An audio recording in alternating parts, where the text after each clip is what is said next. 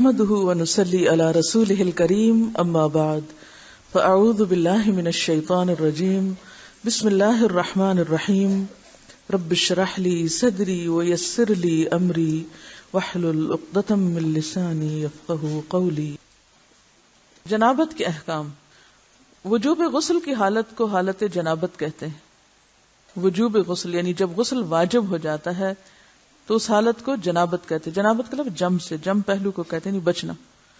مندرجہ ذیل 4 حالتوں میں مسلمان مرد اور عورت پر غسل کرنا فرض ہو جاتا ہے۔ نمبر 1، جوش کے ساتھ منی خارج ہونے کے بعد، اس میں احتلام بھی داخل ہے، یعنی کوئی ایسا خواب آئے یا ویسے۔ نمبر 2، صحبت کے بعد یعنی سیکشول انٹرکورس کے بعد۔ نمبر 3، حیض کے بعد۔ نمبر 4، نفاس کے بعد یعنی بچے کی پیدائش کے بعد۔ اس میں یاد رکھیے کہ بہت سے لوگ پوچھتے ہیں کہ اگر خواتین انٹرنل چیک اپ کرواتی ہیں تو کیا اس سے غسل واجب ہوتا ہے؟ تو کوئی غسل واجب نہیں ہوتا جب تک کہ ان 4 چیزوں میں سے کوئی چیز نہ ہو۔ صرف منی خارج ہونے سے بات نہیں، بلکہ جوش کے ساتھ منی خارج ہونے کے بعد غسل واجب ہوتا ہے۔ صحبت اور غسل جنابت۔ صحابہ کرام رضی اللہ عنہم کے درمیان غسل جنابت کا ایک مسئلہ زیر بحث آیا۔ ایک گروہ کہتا تھا کہ غسل صرف دخول پہ فرض ہو جاتا ہے، انزال شرط نہیں، یعنی واٹر ڈسچارج جو ہے وہ ضروری نہیں۔ دوسرا گروہ بیان کرتا تھا کہ وجوب غسل کے لیے دخول کے ساتھ انزال بھی شرط ہے۔ یہ طویل مباحثہ کسی فیصلہ کن صورت پر منتج نہ ہوا۔ آخر قرار پایا کہ ام المومنین حضرت عائشہ رضی اللہ عنہا سے دریافت کیا جائے۔ حضرت عائشہ نے کہا کہ رسول اللہ صلی اللہ علیہ وسلم نے فرمایا، اذا جلس بین شعبها الاربع ومس الختان الختان فقد وجب الغسل۔ جب مرد عورت کی 4 شاخوں کے درمیان بیٹھ جائے اور اس کا محل ختنہ عورت کے محل ختنہ کے ساتھ مس کرے تو غسل واجب ہو جاتا ہے۔ تو مسئلہ یہ ثابت ہوا کہ صرف دخول پر ہی مرد اور عورت جنبی ہو جاتے ہیں اور ان پہ غسل واجب ہو جاتا ہے، انزال یعنی منی کا نکلنا شرط نہیں۔ رسول اللہ صلی اللہ علیہ وسلم نے فرمایا، جب تم عورت کی 4 شاخوں کے درمیان بیٹھ کر صحبت کرو تو تم پر غسل واجب ہو گیا، اگرچہ منی نہ نکلے۔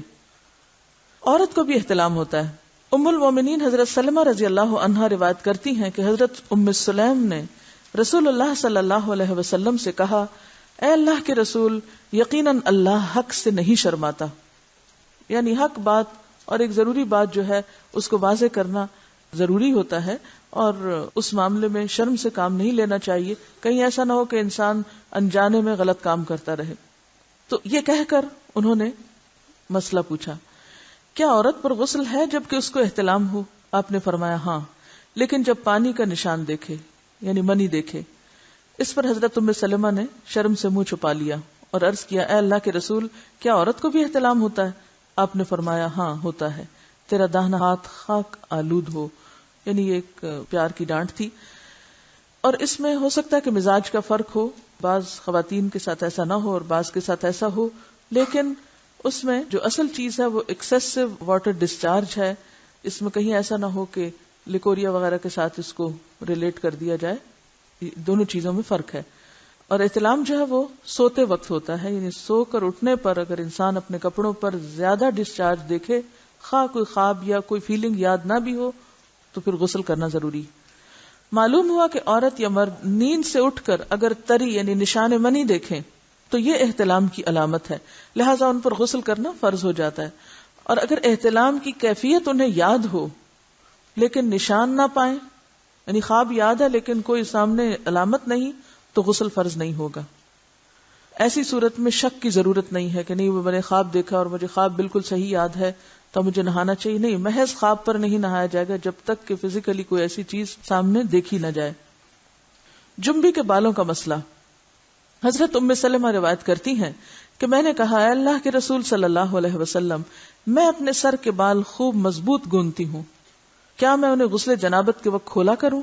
آپ نے فرمایا، ان کا کھولنا ضروری نہیں، تیرے لیے یہی کافی ہے کہ 3 لپ پانی اپنے سر پر ڈالے، پھر اپنے سارے بدن پر پانی بہائے، پس تو پاک ہو جائے گی۔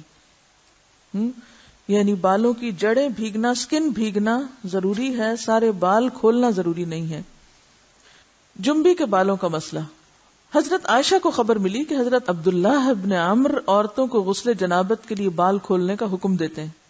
فرمانے لگی، ابن عمرو پر تعجب ہے، انہوں نے عورتوں کو تکلیف میں ڈال دیا، وہ انہیں سر منڈوانے کا حکم کیوں نہیں دے دیتے؟ یہ حضرت عائشہ کی ڈانٹ تھی۔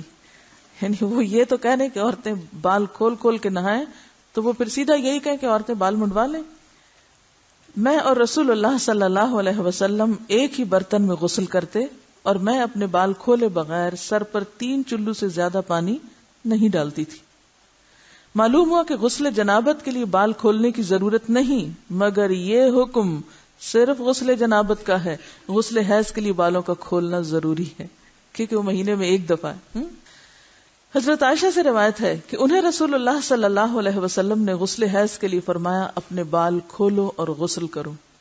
اس میں آپ دیکھیے کہ دونوں چیزوں میں فرق کیوں ہے. دونوں کی نوعیت فرق ہے. اور حیض جو ہے وہ ایک نجاست کی کیفیت بھی ہے نا، قل ہوا اذی.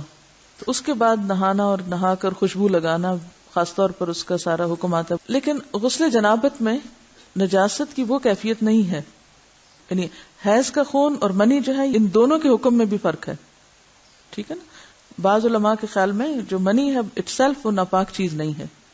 اگر کسی کپڑے وغیرہ کو لگ گئی تو وہ کپڑا ناپاک نہیں. اگر اس کو خشک ہونے پر کھرچ کے صاف کر دیا جائے تو کپڑا صاف ہو جائے گا. لیکن خون حیض پر آپ صلی اللہ علیہ وسلم کیا فرمایا؟ چٹکیوں سے مل مل کے اس کو صاف کر کے دھوئے. تو ان دونوں میں بھی فرق ہے. لہٰذا ان دونوں کے بعد نہانے کے حکم میں بھی فرق ہے. ایک میں بال کھولے جائیں گے اور بال بھی دھوئے جائیں گے اور بالوں کی جڑیں بھی دھوئی جائیں گی، جبکہ دوسرے عام غسل جنابت میں بال کھولنا اور پورے بال دھونا شرط نہیں. بہت سی بچیاں ایسی جن کی شادی ہوتی ہے اور اس کے بعد انہیں ان مسائل کا پتہ نہیں ہوتا، یا تو وہ شرم کے مارے نہاتی نہیں، یا نہاتی ہیں تو پھر وہ پورے بال دھو دھو کے سکھانے میں اور ان چیزوں میں اتنا وقت ضائع کر دیتی ہیں کہ پھر بعضوں کا شوہر کی نافرمانی اور آپس کے تعلقات میں ٹینشن، لوگوں کا خوف.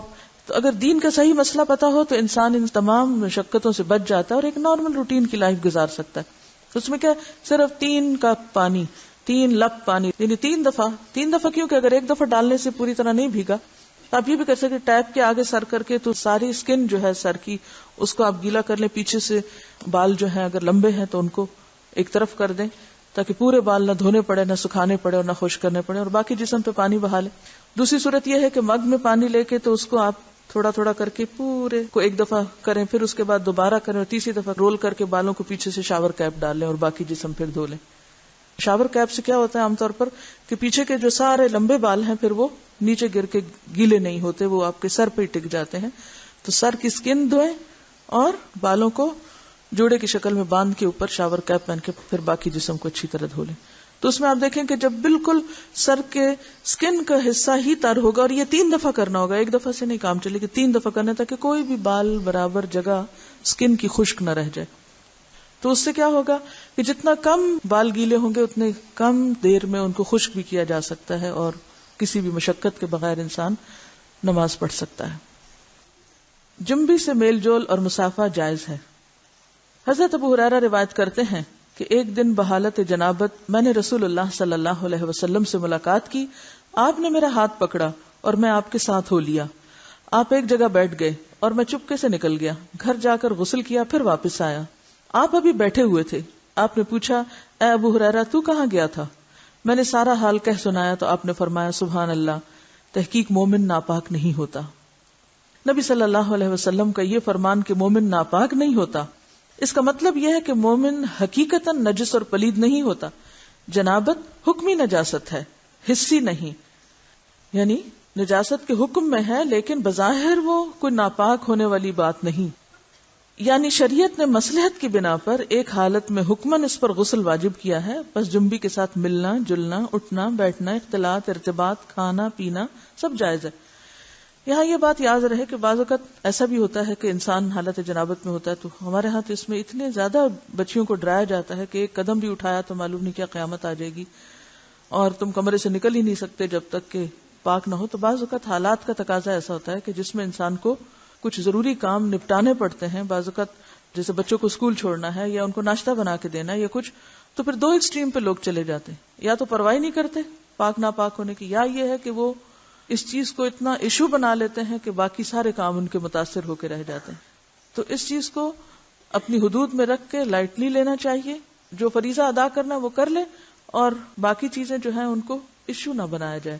یعنی اگر کسی وقت مجبوراً تھوڑی دیر کے لیے گھر سے بھی نکلنا پڑ جائے، جیسے حضرت ابو ہریرہ باہر نکلے ہوئے تھے، تو اس میں بھی حرج نہیں ہے. اس کا یہ مطلب نہیں کہ آپ ٹال مٹول کر کے تو دن بھر کی نمازیں گنوائیں.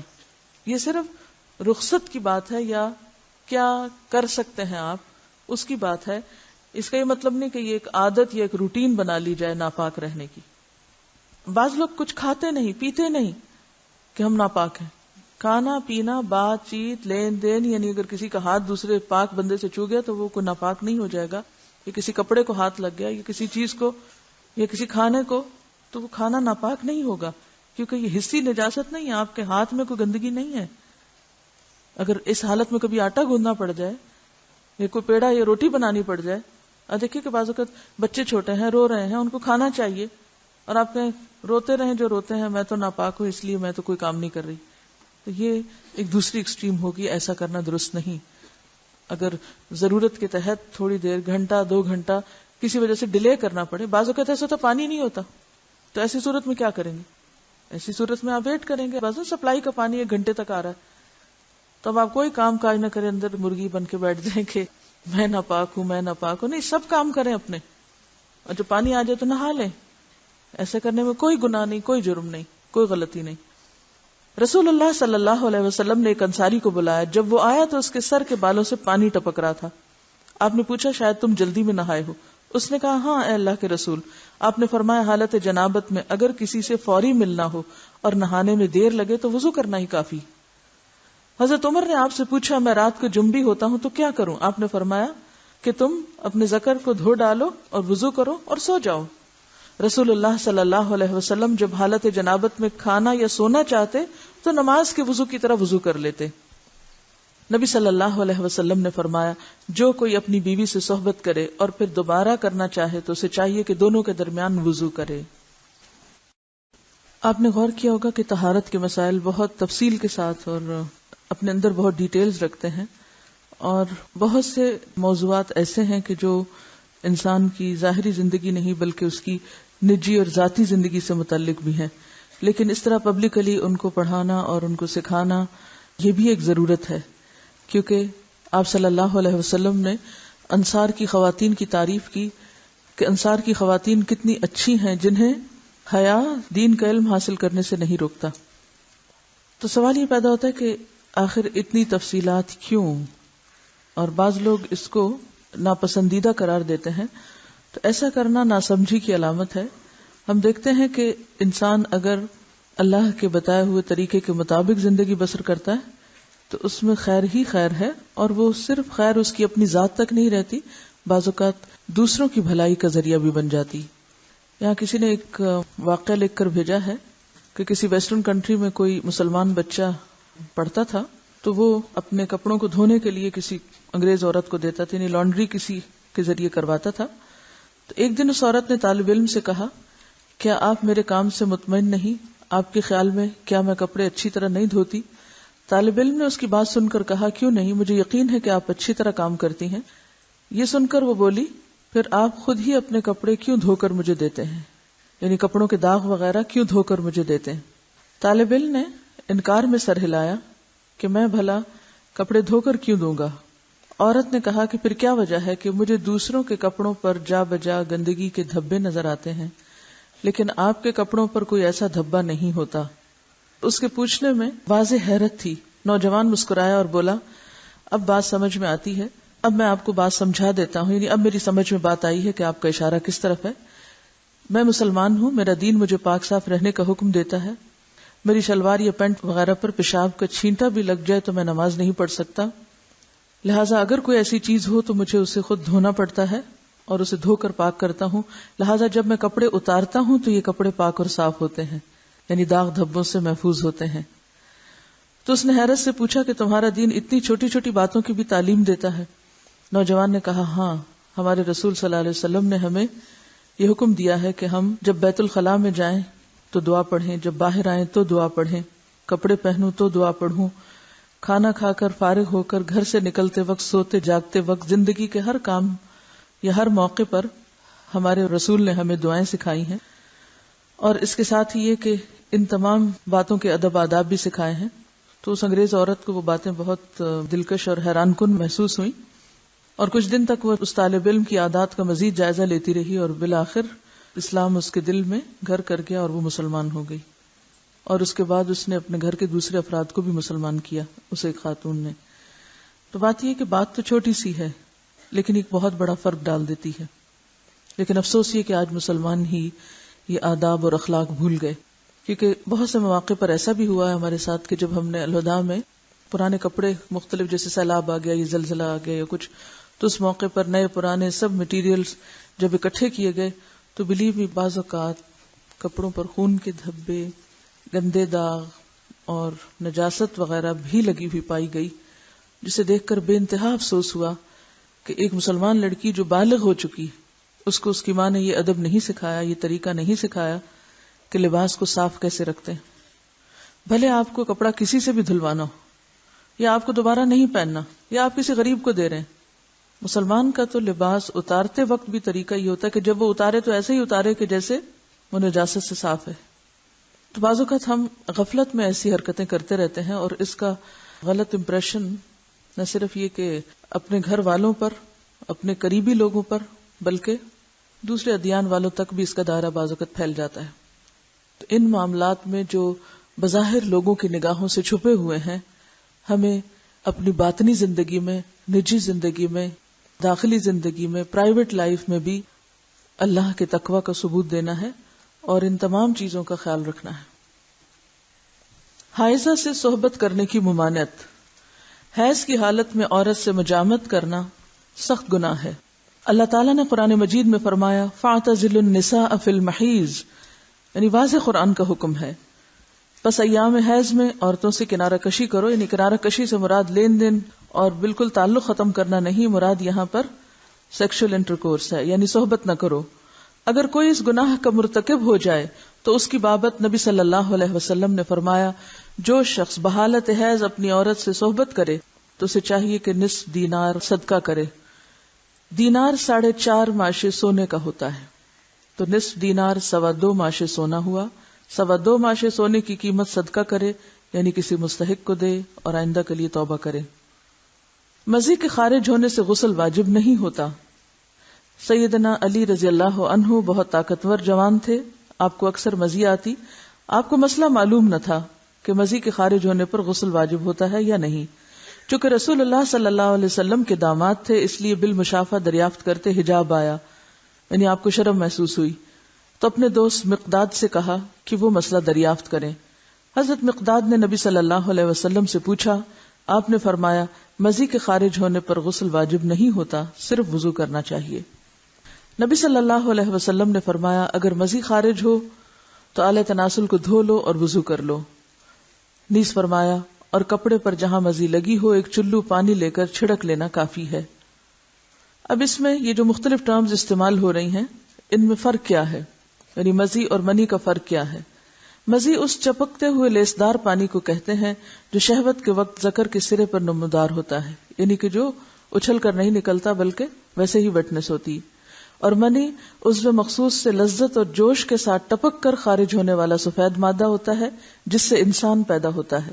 اس کے خروج سے آدمی پر غسل فرض ہو جاتا ہے. ودی وہ گاڑھا سفید پانی جو پیشاب سے قبل یا بعد خارج ہوتا ہے، اس کے نکلنے پر غسل کرنا ضروری نہیں. یا اسی طرح لکوریا بھی اس میں آ جاتا ہے. جن عورتوں کو سفید رطوبت یعنی لکوریا کی شکایت ہوتی ہے اس سے بھی غسل لازم نہیں ہوتا، حسب معمول نمازیں ادا کرنی چاہیے. لکوریا کا جو سیکریشن ہے اگر وہ کپڑے پر لگ جائے تو اسی طرح چلو بھر پانی سے اس کو صاف کر لینا چاہیے. حائضہ کو چھونا اور اس کے ساتھ کھانا جائز ہے. حضرت انس رضی اللہ عنہ روایت کرتے ہیں کہ جب عورت حیض سے ہوتی تو یہودی اس کے ساتھ کھاتے پیتے نہیں تھے، تو رسول اللہ صلی اللہ علیہ وسلم نے فرمایا حائضہ سے ہر کام کرو سوائے جماع کے، یعنی حائضہ سے کھانا پینا، اٹھنا بیٹھنا، ملنا جلنا، اسے چھونا، بوس و کنار وغیرہ سب جائز ہے سوائے مجامت کے. حضرت عائشہ روایت کرتی ہیں کہ رسول اللہ صلی اللہ علیہ وسلم مجھے حالت حیض میں ازار باندھنے کا حکم دیتے سو میں ازار باندھتی. آپ مجھے گلے لگاتے اور میں حیض والی ہوتی. حضرت عائشہ سے روایت ہے کہ نبی صلی اللہ علیہ وسلم نے مسجد میں اپنی اعتکاف گاہ سے مجھے بوریا پکڑانے کا حکم دیا. رگ، بوریا کیا ہوتا ہے؟ رگ یعنی کپڑے کا پیس، یہ جے نماز جیسے ہوتی. میں نے کہا میں حائضہ ہوں. آپ نے فرمایا تیرا حیض تیرے ہاتھ میں نہیں ہے. اور اس حدیث سے لاعلمی کی بنا پر آج تک لوگ تسبیح کو ہاتھ نہیں لگانا، جے نماز کو ہاتھ نہیں لگانا، جے نماز پہ بیٹھنا نہیں، اور اگر حالت حیض میں کوئی کپڑے پہنے تو دوبارہ نہیں پہن کے نماز ان میں پڑھنی، یا یہ کہ بستر کی چادریں وغیرہ دھونا ہے، یا اور بہت سے تردد کیے جاتے ہیں، تو یہ سب خود ساختہ باتیں ہیں، ان کی کچھ حقیقت نہیں۔ حضرت عائشہ سے روایت ہے کہ نبی صلی اللہ علیہ وسلم میری گود کو تکیہ بنا کر قرآن حکیم کی تلاوت کرتے تھے حالانکہ میں حائضہ ہوتی۔ اب یہاں بھی آپ دیکھیے بہت سی خواتین پوچھتی ہیں کہ کیا ہم اس حالت میں قرآن کی مجلس میں شریک ہو سکتے ہیں یا نہیں، وہاں بیٹھ سکتے ہیں یا نہیں؟ تو آپ دیکھیے کہ آپ صلی اللہ علیہ وسلم حضرت عائشہ کی گود میں سر رکھ کے قرآن پڑھتے، جبکہ حضرت عائشہ حیض سے ہوتی۔ حائضہ کے قرآن پڑھنے کی کراہت۔ اب حائضہ خود کیا کرے؟ کیا قرآن پڑھ سکتی ہے یا نہیں؟ ذکر کر سکتی ہے یا نہیں؟ حالت جنابت اور حیض میں قرآن حکیم کی تلاوت کے حرام ہونے کے بارے میں کوئی صحیح حدیث نہیں ہے، یعنی حرام نہیں ہے پڑھنا، مگر ان حالتوں میں مکروہ ضرور ہے، یعنی پسندیدہ نہیں ہے کہ انسان تلاوت کی غرض سے صبح بیٹھ کر قرآن پاک کی کچھ آیات پڑھے۔ ہاں، اگر کوئی تعلیم حاصل کرنے کے لیے، سیکھنے کے لیے کچھ پڑھ رہا ہے تو اس کی رخصت ہے۔ مہاجر بن قنفس سے مروی ہے کہ رسول اللہ صلی اللہ علیہ وسلم کو بحالت پیشاب کسی نے سلام کیا تو آپ نے جواب نہ دیا۔ فراغت کے بعد آپ نے وضو کیا اور فرمایا میں نے مناسب نہ سمجھا کہ طہارت کے بغیر سلام کا جواب دوں۔ اس کا یہ مطلب نہیں کہ طہارت کے بغیر کہ جب اگر کسی نے وضو نہیں کیا ہو تو وہ سلام کا جواب نہ دے، یا اگر آپ بے وضو کوئی آپ کو سلام کرے تو آپ جواب نہ دے کہ میرا وضو نہیں ہے۔ اس سے مراد یہ کہ عین اس حالت میں کہ جب انسان ٹوائلٹ میں بیٹھا ہوا ہو اور اس کے جسم سے کچھ نکل رہا ہو اور کوئی سلام کرے اور وہ ساتھ ہی سلام کا جواب دینا شروع کر دے تو اس حالت میں دینا جائز ہے۔ اب حیض کی بھی کنڈیشن ایسی ہوتی ہے نا کہ مسلسل بعض اوقات کچھ سیکریشن ہوتی رہتی ہے، تو ایسی صورت میں اگر انسان عبادت کی غرض سے تلاوت کر رہا ہے تو یہ درست نہیں۔ ہاں، تعلیم کی غرض سے اس کی اجازت موجود ہے کیونکہ حرام بہرحال نہیں ہے۔ جب حدث اصغر کی حالت میں سلام کا جواب دینا مکروہ ہوا تو جنبی کا قرآن کی تلاوت کرنا بالاولی یعنی زیادہ مکروہ ہوا۔ البتہ باقی اذکار کی بابت امام نووی فرماتے ہیں جنبی کے لیے تسبیح اور تحمید، تکبیر اور دیگر دعائیں اور اذکار بالاجماع جائز ہیں، یعنی صبح شام کی دعائیں ہیں یا گھر سے نکلنے کی یا داخل ہونے کی یا جتنے بھی ذکر اذکار کی قسمیں ہیں، یہ ساری کی ساری بالاجماع جائز ہیں کہ انسان اٹھتے بیٹھتے چلتے پھرتے یہ سب پڑھ سکتا ہے، خواہ حالت جنابت میں ہو یا پھر حیض میں۔ اس کی دلیل حضرت عائشہ کی حدیث ہے، آپ فرماتی ہیں میں ایام حج میں حائضہ ہو گئی تو رسول اللہ صلی اللہ علیہ وسلم نے فرمایا بیت اللہ کے طواف کے علاوہ باقی ہر وہ کام کرو جو حاجی کرتا ہے۔ تو اس کا کیا مطلب تھا؟ یعنی حالت حیض میں ہر وہ کام کرو جو حاجی کر رہے ہیں سوائے طواف کے، اور نماز تو ویسے ہی انڈرسٹوڈ تھی کہ اس حالت میں نہیں پڑھنا۔ تو اس سے کیا پتہ چلتا ہے حاجی باقی کیا کام کرتے ہیں؟ ذکر کرتے ہیں، ذکر اذکار دعائیں مانگتے ہیں۔ اور بہت سی خواتین حج پہ جاتے ہوئے کیا ہم ٹیبلٹس لے لیں، کیا ہم، تو یہ فطرت کے نظام میں مداخلت ہے۔ جب رخصت ہے، سب دعائیں وغیرہ آپ پڑھ سکتے، صرف طواف نہیں کر سکتے تو پاک ہو کے کر لیں، لیکن کوئی بھی ان نیچرل طریقہ اختیار نہ کریں کہ جس سے آپ کا جسم بوجھل ہو جائے، آپ سست ہو جائیں اور آپ دعائیں مانگنے کے بھی قابل نہ ہوں۔ کیونکہ بہت سی خواتین ایسی ہوتی ہیں کہ جب ان کے سسٹم میں کوئی بھی گڑبڑ ہوتی ہے تو پھر وہ مینٹلی، ایموشنلی، فزیکلی ہر لحاظ سے تھک جاتی ہیں۔ تو بجائے اس کے کہ آپ سارا حج کا عرصہ ایک کربناک کیفیت میں گزاریں جس میں آپ کی کسی عبادت میں کوئی خشوع نہ ہو، تو بہتر ہے کہ جو چیز اللہ نے لکھ دی ہے وہ اپنے وقت پر ہو، اس دوران صرف طواف سے اجتناب کیا جائے اور باقی سب کام، ذکر اذکار، جو بھی رمی کرنا ہے، وقوف عرفات ہے، سب کچھ اپنے طریقے کے مطابق کیا چلا جاتا رہے۔ پہلے سعی کا علاقہ جو تھا، سعی کی اجازت تھی، لیکن اب سعی بھی مسجد میں آ گئی، مسعی بھی مسجد میں آ گئی، تو جہاں سے مسجد شروع ہوئی وہاں سے داخلہ بند ہو گیا۔ الا عابری سبیل، کہ کوئی آپ کو گزرنے کی ضرورت پیش آئی یا اندر کوئی بیٹھا ہوا اس کو بلانا ہے تو وہ گزر کے دے کے واپس آ جائے، بیٹھے نہیں، گزرنے کی اجازت ہوتی ہے مسجد۔ حضرت ام عطیہ رضی اللہ عنہا فرماتی ہیں کہ رسول اللہ صلی اللہ علیہ وسلم نے حیض والی عورتوں کو بھی عید کے روز عیدگاہ جانے کا حکم دیا تاکہ وہ لوگوں کی تکبیروں کے ساتھ تکبیریں کہیں۔ تو تکبیر میں بھی کیا ہے؟ اللہ کا ذکر ہے، اور ان کی دعا کے ساتھ دعا کریں لیکن نماز نہ پڑھیں۔ تو جو چیز بصراحت ممنوع ہے وہ کیا ہے؟ نماز اور طواف، باقی کچھ بھی ممنوع نہیں، یعنی عبادات میں سے۔ حضرت عائشہ فرماتی ہیں کہ رسول اللہ صلی اللہ علیہ وسلم ہر حال میں اللہ کا ذکر کرتے تھے۔ ان احادیث سے ثابت ہوا کہ حائضہ اور جنبی ذکر اذکار کر سکتے ہیں، ٹھیک ہے۔ استحاضہ کا مسئلہ. استحاضہ وہ خون ہوتا ہے جو ایام حیض کے بعد خاکی یا زرد رنگ کا جاری ہوتا ہے. یہ ایک مرض ہے. جب عورت اپنے حیض کی عادت کے دن پورے کرے پھر اسے غسل کر کے نماز شروع کر دینی چاہیے. تو اس میں اصل حکم یا اصل بات کیا ہے؟ عادت. جتنے دن کسی کی عادت ہے اس عادت کے مطابق انسان نماز چھوڑے، یعنی اتنے دن کے لیے، اور بعد میں نہا کر نماز شروع کر دے، خواہ کوئی ڈسچارج ہو بھی تو، کیونکہ وہ خون حیض کا نہیں بلکہ استحاضہ کا ہے جو اس مخصوص مدت کے بعد آتا ہے. حضرت عائشہ سے روایت ہے کہ فاطمہ بنت ابی حبیش رضی اللہ عنہا رسول اللہ صلی اللہ علیہ وسلم کی خدمت میں حاضر ہوئیں اور عرض کیا، اے اللہ کے رسول، مجھے خون استحاضہ آتا ہے اور میں بوجہ خون استحاضہ پاک نہیں ہوتی، کیا میں نماز چھوڑ دوں؟ آپ نے فرمایا، نہیں، خون استحاضہ ایک اندرونی رگ سے بہتا ہے اور یہ خون حیض نہیں. بس جب تجھے حیض کا خون آئے تو نماز چھوڑ دے، اور جس وقت خون حیض بند ہو جائے اور استحاضہ شروع ہو تو اپنے استحاضہ کے خون کو دھو لو اور نماز پڑھو. تو حاصل کلام یہ ہے کہ مستحاضہ پاک عورت کی طرح ہے، ایام حیض کے بعد غسل کر کے نماز شروع کر دے. ہاں، یہ بہت ضروری ہے کہ ہر نماز کے لیے نیا وضو کرتی رہے. رسول اللہ صلی اللہ علیہ وسلم نے حضرت فاطمہ سے یہ بھی فرمایا، ہر نماز کے لیے وضو کر لیا کرو. یعنی ہر نماز کے لیے نہانے کی ضرورت نہیں، صرف وضو کافی ہے. خواہ پہلے سے وضو ہو بھی، چونکہ ڈسچارج ہوتا رہتا ہے اس لیے وضو باقی نہیں رہتا، دوبارہ وضو کر لیا جائے. خون حیض بلوغت کی علامت ہے. اگر یہ عادت کے مطابق آئے تو یہ صحت کی علامت ہے. اس کے برعکس استحاضہ بیماری کی علامت ہے. چونکہ یہ خون حیض سے پہلے بھی آتا ہے اور حیض کی مدت گزر جانے کے بعد رکتا نہیں، اس لیے بعض خواتین اسے بھی حیض سمجھ کر نماز چھوڑے رکھتی ہیں. لہٰذا اس مسئلے کو سمجھنا ضروری ہے. خون حیض گاڑھا، سیاہ اور کسی قدر بدبودار ہوتا ہے. جب اس کی مدت ختم ہوتی ہے تو خاکی یا زرد رنگ کی رطوبت خارج ہوتی ہے، مگر وہ حیض نہیں ہوتی. جبکہ خون استحاضہ پتلا اور زرد رنگ کا ہوتا ہے.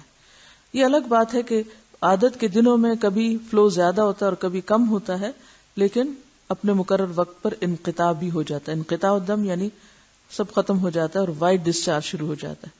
تو پاکی کب ہوتی ہے؟ جب خون حیض کے ختم ہونے کے بعد وائٹ ڈسچارج شروع ہو.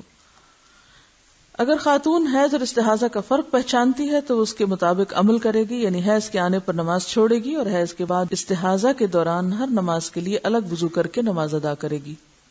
اگر اسے دونوں خونوں کی پہچان نہیں، البتہ حیض اسے عادت کے مطابق آتا ہے، تو وہ عادت کے دنوں میں نماز ترک کرے گی اور ان کے بعد جو خون آئے گا اسے استحاضہ سمجھے گی.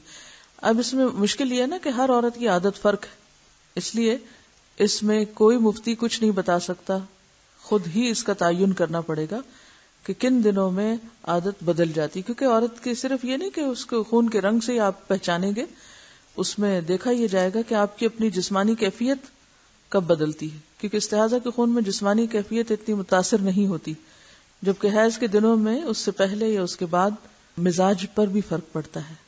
تو مزاج کی تبدیلی سے اور خون کے رنگ کی تبدیلی سے یا اس کیفیت سے یا اس کے زیادہ یا کم ہونے سے بھی حیض اور استحاضہ کو آپس میں الگ الگ سمجھا جا سکتا ہے. اگر اسے دونوں خونوں کی پہچان نہیں اور حیض بھی عادت کے مطابق نہیں آتا. اب ایک اور مسئلہ تیسرا، نہ حیض کی پہچان ہے اور نہ ہی عادت کا پتہ چلتا ہے، یعنی دن کے مقرر ہونے کی سمجھ ہی نہیں آتی، تو وہ اپنی قریبی رشتہ دار خاتون جو مزاج اور عمر میں اس جیسی ہو، مثلا بہن وغیرہ، اس کی عادت کے مطابق عمل کرے گی حتیٰ کہ اسے پہچان ہو جائے اور اس کی اپنی عادت بن جائے. پھر قیاس کرنا پڑے گا. حائضہ کو نماز اور روزے کی ممانت. رسول اللہ صلی اللہ علیہ وسلم نے فرمایا، جب عورت حیض سے ہوتی ہے تو نماز پڑھتی ہے نہ روزہ رکھتی ہے، یعنی نہ نماز پڑھتی ہے نہ روزہ رکھتی ہے. ایک عورت معاذہ نے حضرت عائشہ سے دریافت کیا، کیا وجہ ہے کہ حائضہ عورت روزے کی قضا تو دیتی ہے نماز کی نہیں دیتی؟ حضرت عائشہ نے فرمایا، رسول اللہ صلی اللہ علیہ وسلم کے زمانہ میں ہمیں حیض آیا کرتا تھا تو ہمیں روزے کی قضا کا حکم تو دیا جاتا مگر نماز کی قضا کا حکم نہیں دیا جاتا تھا. یہ ہے صرف وجہ. نفاس کا حکم. بچے کی پیدائش کے بعد جو خون آتا ہے اسے نفاس کہتے ہیں. حضرت ام سلمہ فرماتی ہیں کہ نفاس والی عورتیں رسول اللہ صلی اللہ علیہ وسلم کے زمانے میں 40 دن بیٹھا کرتی تھی، یعنی نماز نہیں پڑھتی تھی. اکثر صحابہ اور تابعین کے نزدیک نفاس کے خون کی زیادہ سے زیادہ مدت 40 دن ہے. اگر 40 روز کے بعد بھی خون جاری رہے تو اکثر اہل علم کے نزدیک وہ خون استحاضہ ہے جس میں عورت ہر نماز کے لیے وضو کرتی ہے. نفاس کی کم از کم مدت کی کوئی حد نہیں.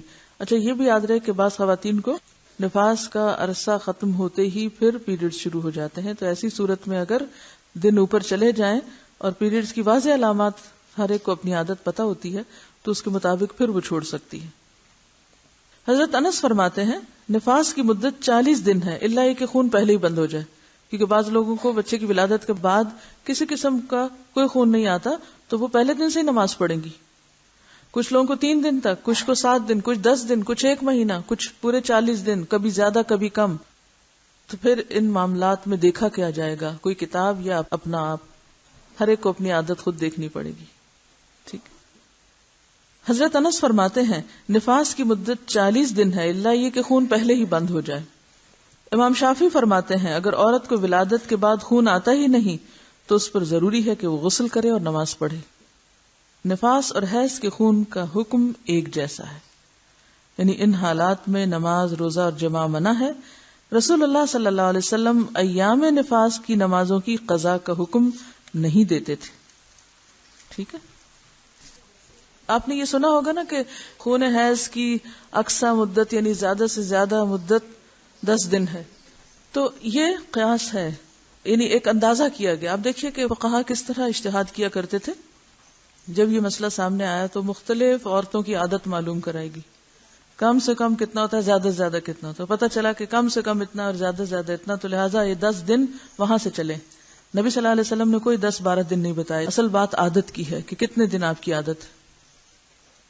ڈی این سی کے بعد بھی جو خون ہوتا ہے وہ بھی نفاس میں شمار ہوگا. اس میں بھی کمی بیشی ہوتی ہے.